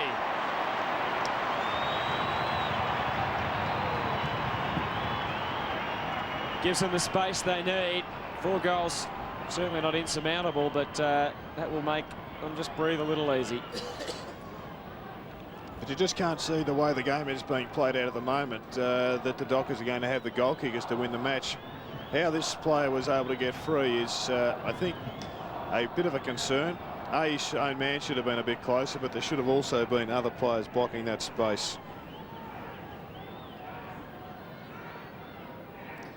Still Freo have enjoyed more shots at goal than Hawthorn, 15 to 14, but the Hawks have the very healthy advantage, and they're going to get another chance here. Crawford marks from the centre bounce, goes to an unguarded goal, and it'll bounce through for a goal.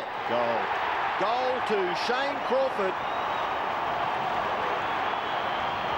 Crawford kicks his 2nd goal, and Hawthorn have their 11th on the scoreboard. They lead by 5 goals. Yeah, good interaction there between Salmon and Woods. That's how they would practice it, and this is how it's come about. Not only was a good play by Crawford, but a big, strong lead there by Thompson to clear the goal square, allowed that one to bounce through an empty goal mouth. Well, that makes the job just a little bit harder for Fremantle now. 30 points. An important few minutes for them. They just need to not let the Hawks get away and regroup and try and mount another counter-attack. Hawthorn out to a 30-point lead, and this free kick will help the Hawks. Advantage was paid, now it's not paid.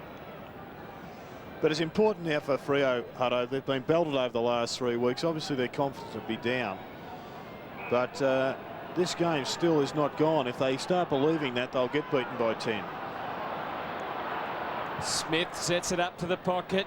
Thompson was the target. Holland over the top. Clem Michael got a couple running out. One of them's Norwich, and he takes the grab at halfback.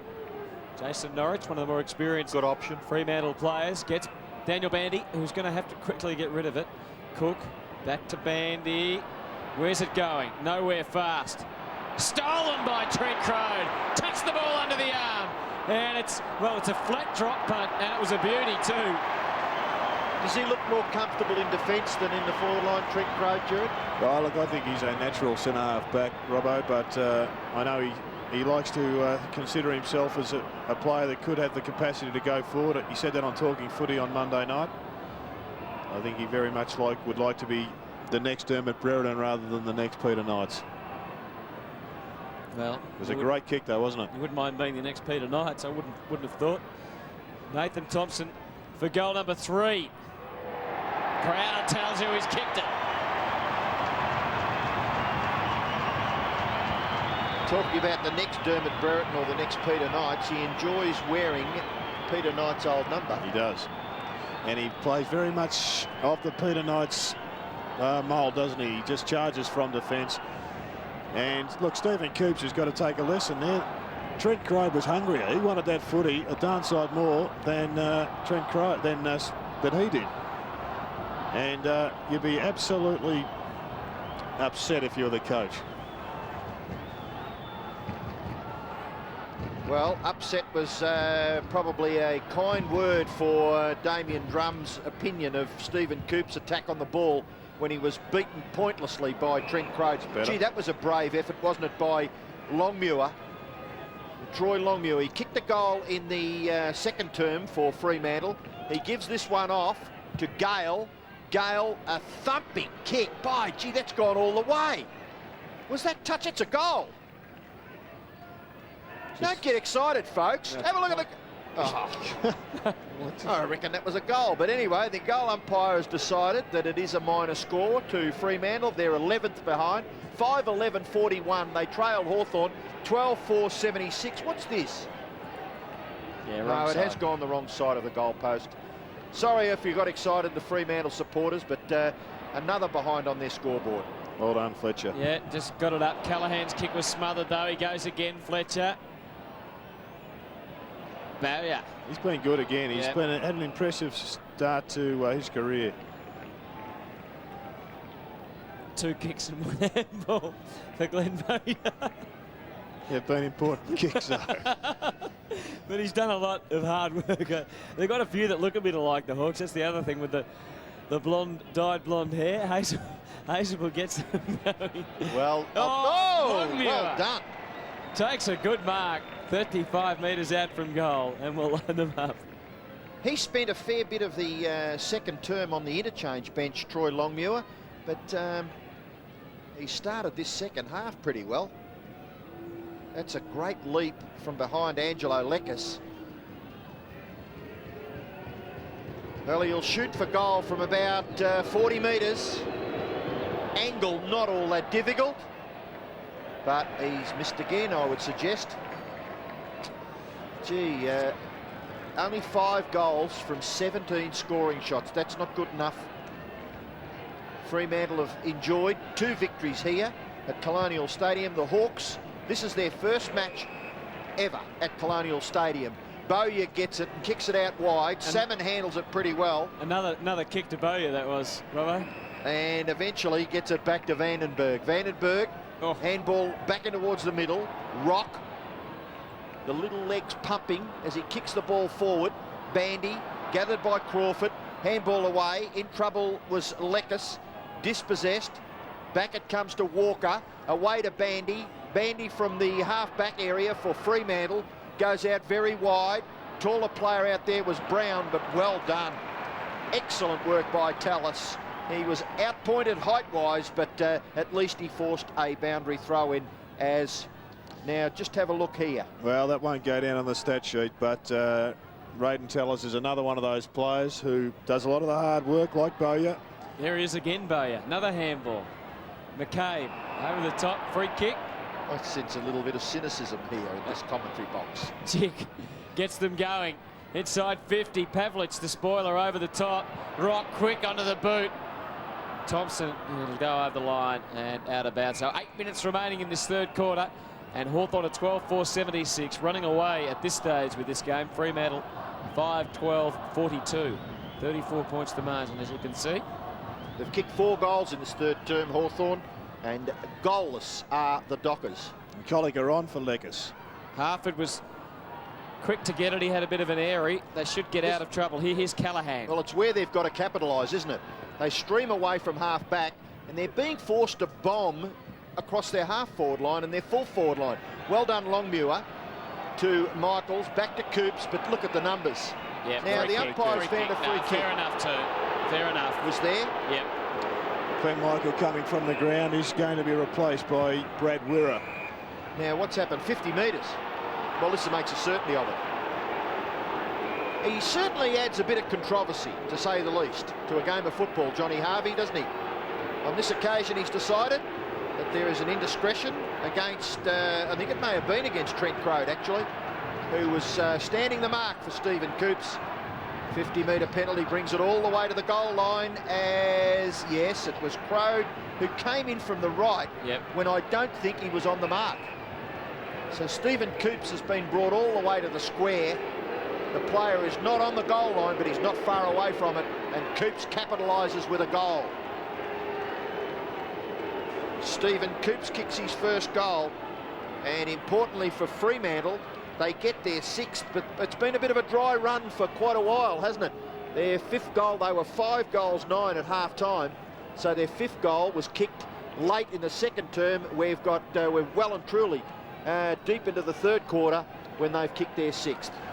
Well, there's no doubt that the umpire was spot on to that one, John Harvey, and Coops has done the right thing by the Dockers. First Fremantle goal in 26 minutes of play. Maybe just to give them a bit of hope. 12-4 to 6-12. We saw a remarkable comeback. The MCG today. There's a free kick in the back or over the shoulder against Daniel Bandy. Hawks take the advantage. So this game's certainly not over. Dixon's got one. Very important for Fremantle as McManus takes it over the line and out of bounds. 12 goals, 476, 6-12, 48 Fremantle. Hawthorn kicked the first 4 in this quarter. Fremantle has its first. Holland, who's been a little quieter in this third quarter, went diving forward. He didn't get the result. Straight to the opposition. Yeah, not a great kick from Fletcher. Salmon, just well placed, well placed. And guess who's got it?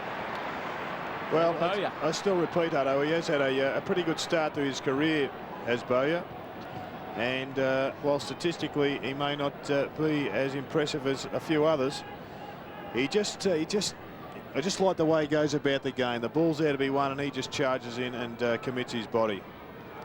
The only question mark with Glenn Bowyer is his disposal. Let's have a look at this kick. It looked pretty straight off the boot. It is a beauty. Well, the answer was there for one and all to see. And it's thrilled the Hawthorn crowd. Yeah, well, it took Fremantle such a long time, 26 minutes, to kick their 6th goal. And very quickly, look at this experienced campaigner. Kick behind the play. The Fletcher kick hit him on the chest.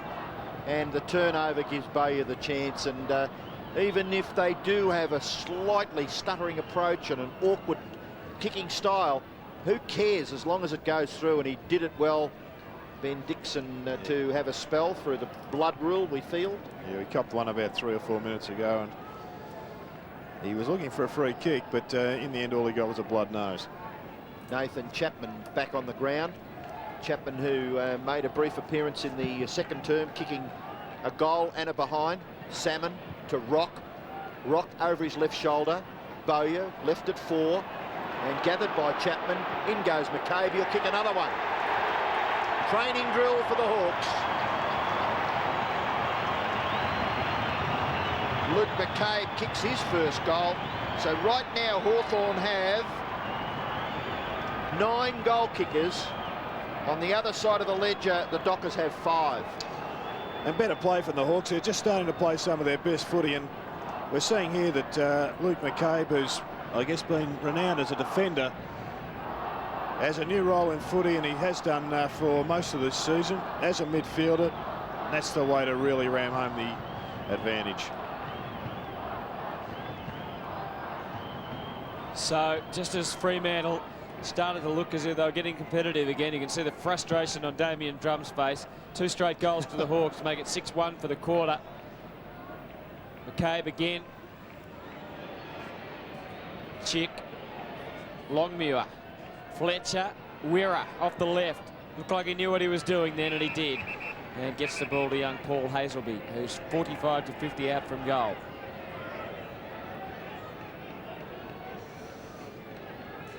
Bandy leads, he ignores that. 45-degree angle. Oh, we rode that one, and good kick. Covered the distance well and kicked the goal. 2 goals to Paul Hazelby. He had a good second quarter, and his efforts tonight, 13 possessions, 4 marks. Hutto, let's just take another look at this centre bounce that's set up this. See Bandy, who really wants to jump high, but the fish is too smart for him. He feigns as if he's going to jump. Bandy's looking for the fish's body to get the perch, but in the finish, the ball came to the ground. But it's a pretty favourite ender I would think, for young Paul Hazelby, that end of Colonial, because it was against Collingwood that he kicked two last quarter goals to seal the victory when it was very much in dispute late in the match. Fair point. Hawthorn very accurate, shooting for goal. 14 goals from 18 shots. Freo just 7 goals from 19 shots. They're a chance again. Look at Coops. Little kick, very good. Excellent. Now, when they've gone forward on the last few occasions, instead of bombing away, those little left foot passes off the unnatural kicking side by Coops and I think it was Wirra the previous occasion they went forward, at least has given someone a chance to have a set shot at goal, and that's when they look a little better. Well, maybe they've got someone who knows where to lead to down there. Well, it's Hazelby going for goal number 3, and that goal umpire does not have to move a centimetre. So 2 quick goals to Paul Hazelby just gives them a semblance of a chance. 28 points is the margin, but that we've seen many games won by teams that have trailed by that margin over the past 2 or 3 seasons in AFL. Well, as we said earlier, the Tony Lockett end is one of his favourites. I'm pretty sure that's a Tony Lockett end, Hutto. I'm still a bit confused about that, but I think one of the problems they've got is that their forwards, their tall forwards, just haven't given them the absolute. They haven't got a tall presentation. They've got a couple down there. Fuster, who's got to slip himself. His career's on the line over the next year or 2, you would think. And young Pavlich, well, he's only a kid. But Hazelby just knows where to go and present himself. Well done, Daniel Bandy. Coops. So 4.5 minutes in this quarter, and they become 4.5 pretty important minutes. As Fremantle mounting another challenge. About 40 out, they pile on. And the bounce to be required. So 14-4 to 8-12. We've heard various players speak about scoreboard pressure, and I think there's a lot of importance in that. Each time Hawthorn look and say, well, we lead comfortably by 28, if you kick a goal there and it's 22 and then it's 16, all of a sudden you start to get a little jittery. Well, last week against the Tigers, the Hawks had a mid-third quarter lead of about 24 points, and they frittered that away for a most costly loss. Yes, they did. And, gee, Woods just tossing it over the line there. I don't think that would be forgotten either, Jared, the way they just looked to be completely in control, didn't they, of that match? My word. It's a good tackle from Fletcher. That's been a terrific tussle. Yep. Woods has had 17, Fletcher's had 20. So it's 40 metres around. Defensive tap from Salmon was good. Crone took them on. Gale couldn't stop Salmon's handball. Graham, here's Bowyer again, really dominating now. Another run, a couple of bounces from Glenn Bowyer, and he fires the ball into 50, and well-placed kick, and hits Shane Crawford on the chest.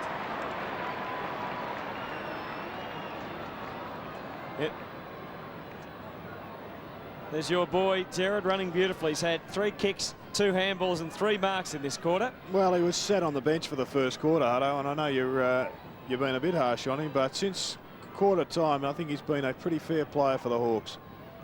Crawford. Setting up the last couple of goals for lovely, lovely kick. No doubt about that one. 3 goals to Crawford.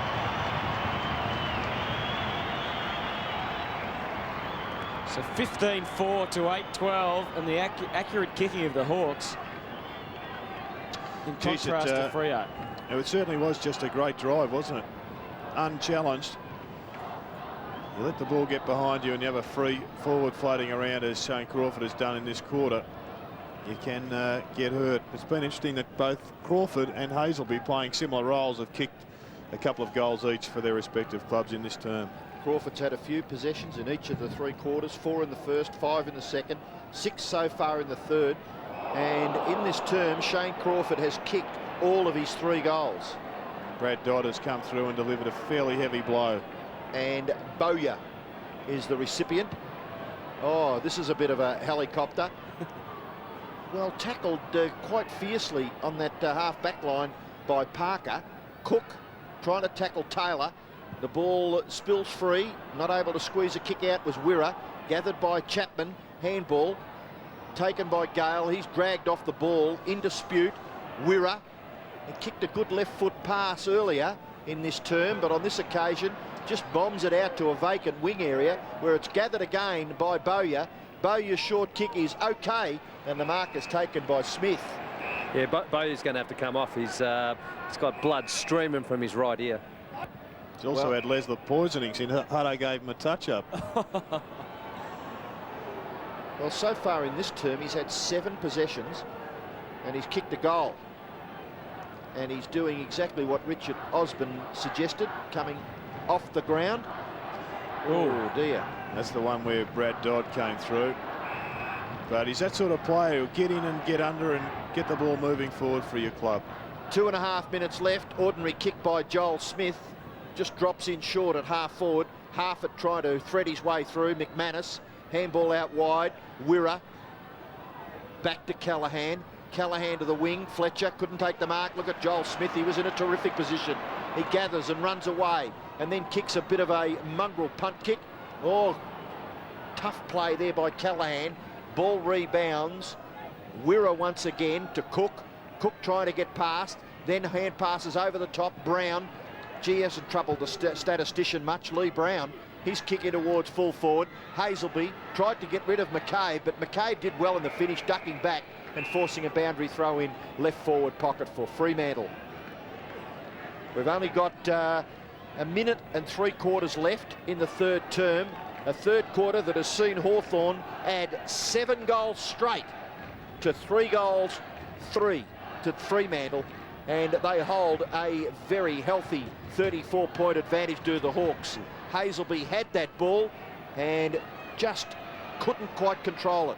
Succession of hand passes, little kick by Chick, Salmon dispossessed by Brown, and the boundary umpire nearly taken over the fence, and a little wink by G. He always looks in total control, Paul Salmon, doesn't he? We've been told that Glenn Bowyer has gone to the rooms to have some attention to the cut, and we watch the big fellas contest the boundary throw in. Well done by Brendan Fuster. Just couldn't finish it off though. You're waving your arms around there, Jared. Should he have laid off the handball or just lamenting the poor kick? Well, I think he's that one should have been a bit closer to the goal. That was very close to being out in the full, and the central umpire saying it was touched. So therefore, when Parker thought he took the mark and took it over the line, it actually was out of bounds. 1 minute and 6 seconds remaining. One of the supporters just yelled, "It must be Harvey's brother." So the supporters are giving John Harvey a bait. Yeah, can't imagine why. Wirra goes again, wheeling around, inside 50, Chick, knocked away. Chick again, got the handball moving. Taylor, there's 45 seconds on the clock. Through the middle of the ground, the Hawks moving at the build-up. Good, Barlow, who was off before injured, but back on, driving it into attack. 35 seconds, knocked away. Clement got him moving. Now Norwich. So maybe it's the Dockers who can have an attack. Although Gale fumbles. Got to be good here. He was in the end with the handball. Barlow, that is, in a heap. It's in the centre of the ground. Meantime, 20 seconds to go. Craig Gallagher, not really much on. Had to go for the only leading forward, which was Hazelby, into the pocket. Here's Fuster. He took a long time to get Coops. Good hands. Hazelby's going to be run down holding the ball. Not paid. Shit. What about that one? 7-6-5. And he won't pay a decision, that umpire. The clock counts down. 3/4 time. Barlow coming off the ground. We should have stats per which designates which umpire give the free kicks, but he sits on his whistle, this fella. He's got a number. Do you want to identify him? I think it's actually Corin Rowe. Right. He's only a young umpire, but just doesn't appear when there's a 50-50 decision ever want to make the choice. But at 3/4 time, Hutto, it does appear as if the Hawks have got this game well in hand. Well, you'd think so. It was a big quarter, wasn't it, by the Hawks? They went from 8 goals 4. They kicked 7 goals straight in that quarter, and that, despite the pain on Chris Barlow's face, would be a big relief to their coach Peter Swab. Fremantle adding 3 goals 3 in that quarter to take them to 8-12 to 15-14. So 15-4, 94 Hawthorn, Fremantle, 8-12, 60. Shane's terrific. I think the way AFL footy's going is to play your more creative players forward. If you have your best creative players forward, then the backs don't zone off as much, and you're going to get a better look at creating some goals. The Dockers, they hung in there, but with 7 straight goals that quarter, looks like you're in a winning position now. Look, all credit to Damien Drum. They're a very hard team. They're a good tackling team. They're hard at the ball. But we've been able to match them there, and we just used the ball a bit better in that quarter. In the second quarter, we're pretty disappointing with our ball use. Thanks, Chris. That's Chris Conley, one of the coaching staff, assisting Peter Schwab at the start of the last quarter, and the Hawks have control of the football. It's kicked forward by Taylor, advantaging Anthony Rock. He swings around and then goes back into the middle. It was a good option. Half it to Vandenberg. Vandenberg straightens up and kicks towards the half-forward area. Dixon. James Walker back there, gathered by Crawford. Now the ball finishes with Thompson. A high flying shot at goal off the left boot. Got good mark. Terrific mark. That ball came in very awkward, and it was well controlled by Fletcher, who got the hand pass away to Pavlich. He kicks it into the middle where Bandy has taken the mark. Bandy through the middle. Walker to centre half forward. Graham in good position here. Takes the juggling mark in front of Longmuir and gets them through the wing. Vandenberg, little look away handball. Graham really cranking up speed there. Kicked quickly and got the ball in cracker-like fashion to Anthony Rock. Oh, a couple of Dockers spoiled each other in the end. Daniel Bandy got the hand. Oh, gee. Why? Michael sold his teammate Pavlich into all sorts of trouble. They might get away with it in the end. Toya's kicked very wide, but it's okay. Fletcher marks onto the wing. Callahan decided, yes, he does. He loops the ball over the top to Norwich. Norwich into half forward, presenting himself. Fuster didn't take the mark. Fell over too. Barker, steadying influence there. Graham off the left, awkward looking kick down to Nick Holland, across the line and out of bounds. Actually, speaking of Nick Holland, Hutto, we were talking at half-time about the potential of Nick Holland to break the all-time record of 33 individual marks in a game. Gee, he disappeared in the third term. He had just 1 hand pass for the quarter. Crowd 16,000 tonight at Colonial Stadium. Cross half back. The Dockers trying to work their way out. Wira gets it to Fletcher. Just delays his disposal until he had a good option. And that was Jason Norwich. He's got nothing. The Hawks just pushing an extra man across half back. So they're going to bring it in, carry it in. Callahan, good little kick. Fuster a long way from home. Salmon dropping back to stop the option at full forward. Longmire pushes into the square. Where did the kick go? Straight to the opposition. Not sure who it was to in the end. Disappointing kick. And the ball out of bounds. That's the difference. I mean, when Hawthorn go forward, Gerard, there's a bit of confidence in their attack because they've got Nick Holland, Nathan Thompson, Ben Dixon doing pretty well at ground level with Shane Crawford assisting as well. On the other hand, the Dockers go in just with question marks written all over their face. Yeah, well, it's not being brought in all that quickly, and they're lacking a couple of experienced players down there, but there's no doubt that the Hawks have got a far better setup up forward. But having said that, you have to congratulate Shane Parker on the job on Nick Holland. As you pointed out, he's just blanketed him in that third term. Well, the umpire is bouncing the ball right in front of the Fremantle goal. They desperately need to get one. Their efforts haven't been too bad, but they haven't been able to convert. And this is Trent Crode running away from half-back. Eventually, good option, half it, delivering down the ground. Thompson couldn't take the mark. And back there is Pavlich for the Dockers. Now Michael just hacks it off the ground, but there's no one home for Fremantle. Gathered by Taylor. Taylor goes in towards half-forward. And at the fall of the ball, Anthony Rock kicks it, slews off the side of his boot eventually, and goes over for a boundary throw in about 30 metres around from the Hawthorn goal. Clive Waterhouse and Brad Dodd warming the bench. That looks like Stephen Coops as well. So a goal kicker over the last couple of weeks, Clive Waterhouse, has taken very little part in this game. While he was on the ground, he had 6 possessions and kicked a goal. He's an exciting type and very much a goal kicker for Fremantle, or potentially anyway. He's always a threat when the ball gets up on the full forward line. He's sitting it out on the bench for the remainder of this game. We think he's done a hamstring. Now Bandy gathers, handball over the top. Clement kicks, well, not too bad, but just running end on end away there from Clem Michael. I think he may have been going for the boundary line there, Robbo. So it will be thrown in 51 metres around from the Hawthorn goal. That's Glenn Bowyer just stretching his legs there, preparing maybe to come back on the ground. We felt that he had a cut to his eye, which was attended to by the medical staff. McManus runs through the middle, then decides on the hand pass over the top. Not bad. This is Gale straightening up and then kicking across the half-forward line. And, well, he didn't go for the ball, did he, Fuster? I didn't think. He took his eye off the ball. Well, they're the sorts of balls you just go, he's got to mark. And very crude work there by Brendan Fuster. Barker was crunched unceremoniously in the match against the West Coast Eagles. Missed last week. That was a mark to Lekas, away to Joel Smith running through the middle of Colonial Stadium. In a spot of bother, but he was able to get the hand pass. Running in support was Lekas. Lekas across his left shoulder, well done, onto the face of Thompson. Did really well there, and Woods running down on the overlap takes the mark. Just about within range. He's been good, Tony Woods.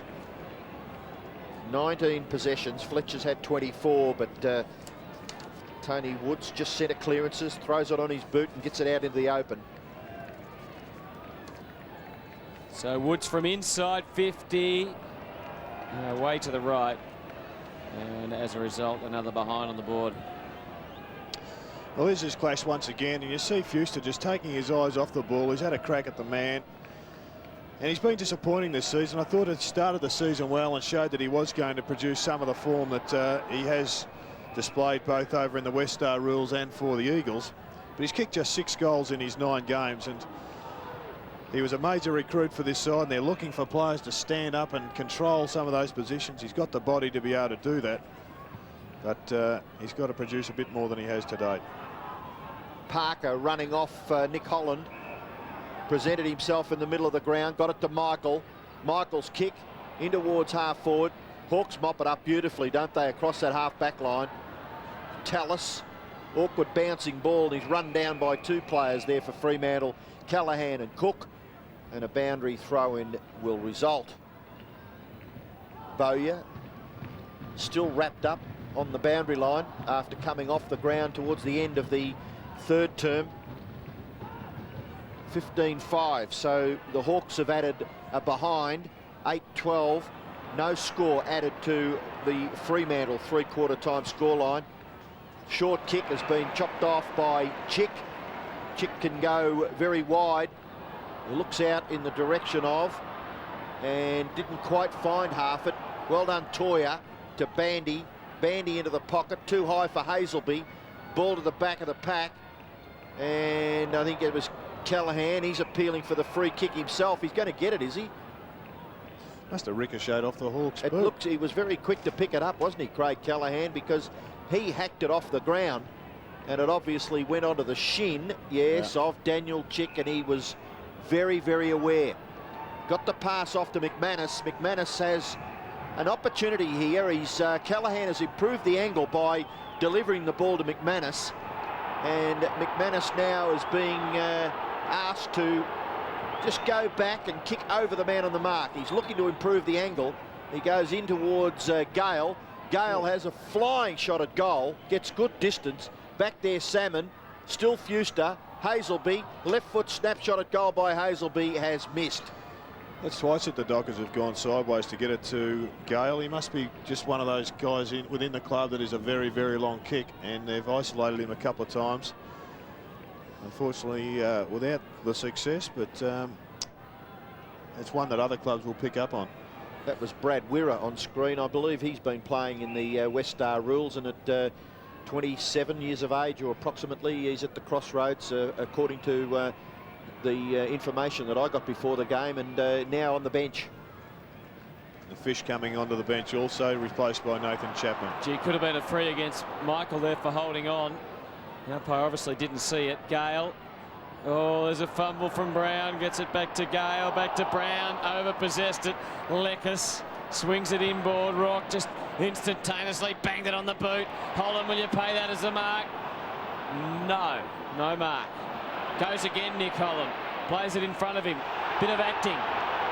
Doesn't get the free. They look like the players might have stopped there for a minute. Gale takes it away. Play free kicks, number 21. Onto the wing. No mark, Longmuir. Pushing through, Fletcher. He was just hopelessly outnumbered there, wasn't he? Just far too many numbers with the Hawks. Through centre half forward, Mark Graham. Kicks it wide, Thompson leads. Couldn't take it. And Doc is able to get away. The ball just pitching here on the wing, rolling up to the pin, and over it goes. And down into the bunker. 95 Hawthorn, 61 Fremantle. Let's have another look at this mark attempt with Pavlich on Thompson. He did everything but finish it off. On the wing, the wrestling. Woods putting it out in front.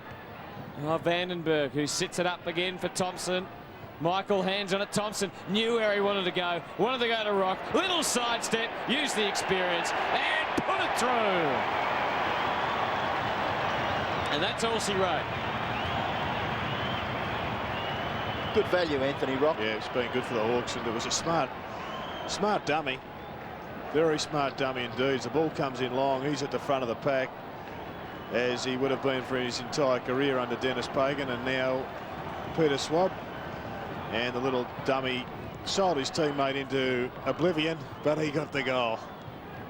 A smart dummy. Yeah, tautology. Well, Crawford and Salmon are off the ground for Hawthorn. Anthony Rock, who has just kicked the 16th goal for Hawthorn, he was a very, very despondent person after their loss last week. I went into the rooms to the coaches' conference and he looked terribly disappointed.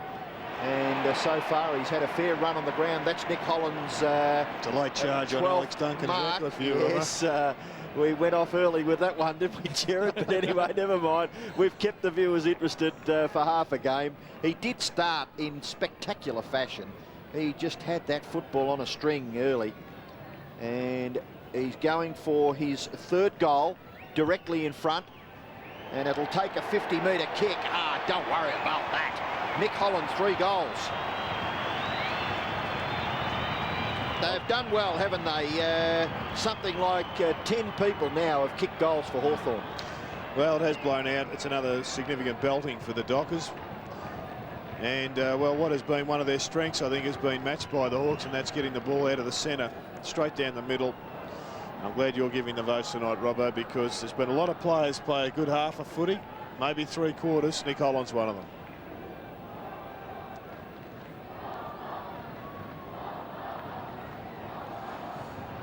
Well, Shane Crawford watching on, be pretty happy that the Hawks are 17-5 to 8-13. Going forward again. Bowyer couldn't quite break clear, but had the presence of mind to get the handball off to Vandenberg. Here's another opportunity. Rocky kicks the ball straight into the man of the mark. Nick Holland didn't have to mark this one, just picked it up and went. Still in. He went, and then it just went. Now, what about that ball? If there's anyone that can follow the bounce of the oval ball, he's a genius. This looked a certainty, didn't it? It did indeed, Robbo. It was a great shepherd there from, was it Dixon? Yep. And even he'd given it away, and then all of a sudden, what the hell's it doing? She's back in, and, well, fair enough from, was it Brad Dodd? Just standing straight up in the air. Amazing things the oval ball does to try and humiliate the modern footballer. Terrific stuff there. But no goal coming off the boot of Nick Holland. This is young Brown, who's had a very quiet night. He's only had 7 possessions. Kick forward, gathered by Callaghan. Callaghan's flying shot at goal. Back there was Tallis, not able to grasp the ball, spinning away. Walker off the ground and Wirra back on. Callaghan has kicked a behind to Fremantle. So pretty much identical shots at goal, but big margin in favour of the Hawks. They now lead by 46 points, and we've got 10 minutes in which they can add to that margin.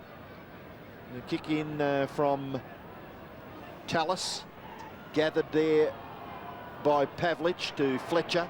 Fletcher's little left foot kick, punched away by Crode emphatically. Back to Tallis. Tallis out wide. Or taken to the ground there was Nathan Chapman, unfairly, according to umpire Richard Fox. And Tallis receives the hand pass, kicks the ball across the half-forward line. No mark to Bowyer. Vandenberg trying to provide the contest. Bowyer goes down again, too high according to the umpire. So Bowyer will take the free kick right in the middle of Colonial Stadium. Bang! Troy Cook. The head-high tackles frowned upon by the authorities. Little kick in by Harford. Chance for Thompson. Left the ball behind. Dockers through Dodd, then Bandy. Bandy straightens up, kicks out towards the wing. Could be a mark. If it's not, it's a free kick. Harford running front on, attacking Craig Callaghan. Callaghan, the recipient of the free kick. And Richard Fox there, the umpire, just showing Corin Rowe what you can do if you really try. Okay, a couple of options inboard there. Cook is one of them. Bandy runs past Cook's left side to try and give him a chop out of a handball, but he kicks it very wide instead. Harford did well to put the pressure on Wira, who gets the handball back off the left boot. A high kick in towards full forward, and Crode takes the mark. Crode swings it out to the outer side. Might be a bottle of red heading in your direction there, Hutto. Out onto the wing. Rock takes the mark. Kick Goes forward, Taylor. and Taylor, I thought Taylor, he's recovered pretty well. We thought he was on the bench and severely concussed, but he's done quite nicely since coming back onto the ground. To Rock. Rock goes in short, and the mark taken by Thompson. Well, there's not much you can do about that. Thompson out in front and reading the play coming down the ground. And Rock just honouring that lead by putting it on the chest of Nathan Thompson. All starts in defence with Trent Crode marking the ball 5 metres in front of his man. Can become the leading individual goal kicker in the game if he kicks accurately all the way to the line. It's nearly helped over. Eventually, Clem Michael throws it onto his boot out wide.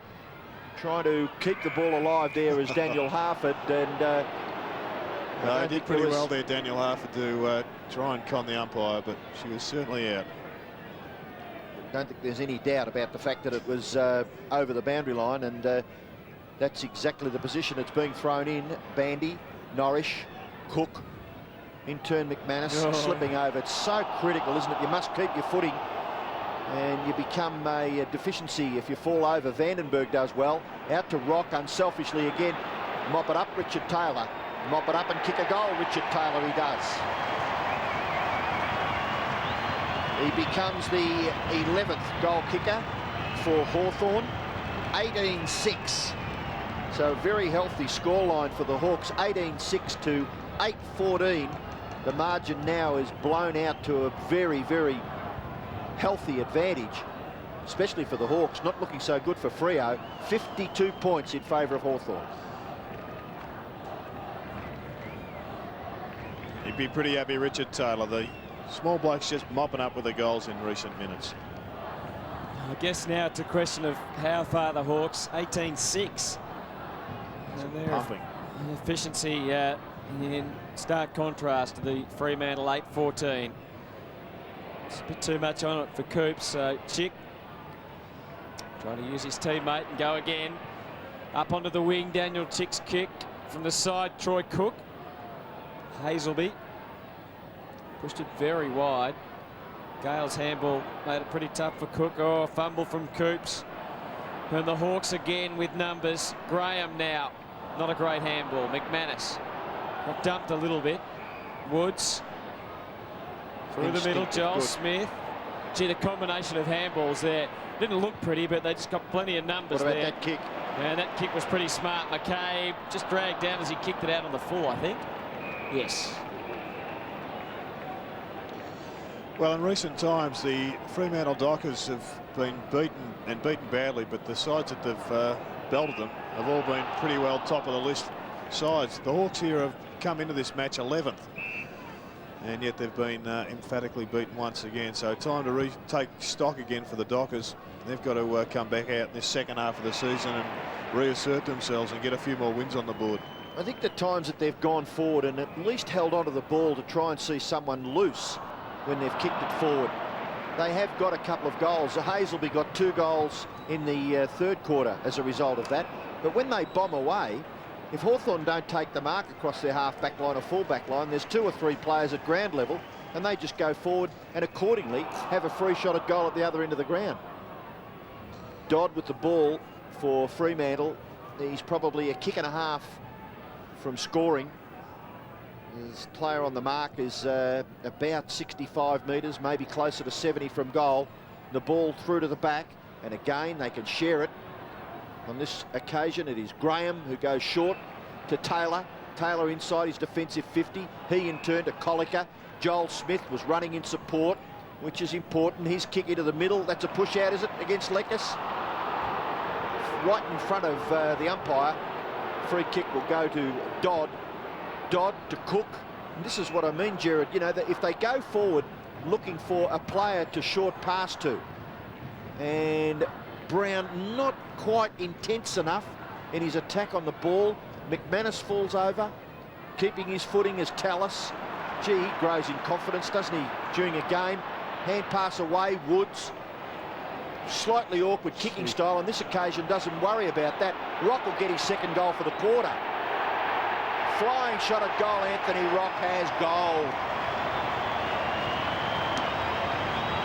He's not a bad little pound for pounder, is he, Anthony Rock? He hasn't been on the ground for the whole of the match. He's had 17 possessions and kicked a couple of goals. Well, you said it was Raiden Tallis who did the damage, Robbo, and he's a player that's re-emerged with the change of the coach. Peter Swab has given him another big opportunity, and he's along with Richie Vandenberg, I think, is another one who's reasserted themselves, and they all look pretty comfortable tonight. So 4 minutes 18 seconds remaining, and I guess the end now couldn't come quick enough for Fremantle, who have copped another hiding. The Hawks trying to just finish them off. 120 playing 62. First look at Colonial Stadium for Hawthorn. They're enjoying it. No throw paid by the umpire. Joel Smith just striding out now. Oh, he hooked it back a long way off the left, and he just about got his man. Not paid. Harford might kick a goal anyway. Sets it up. Dockers with numbers here. Was it shepherding off the ball? Shepherding off the ball. That goes to Parker. Oh! He will not pay a free kick going the other way, that bloke.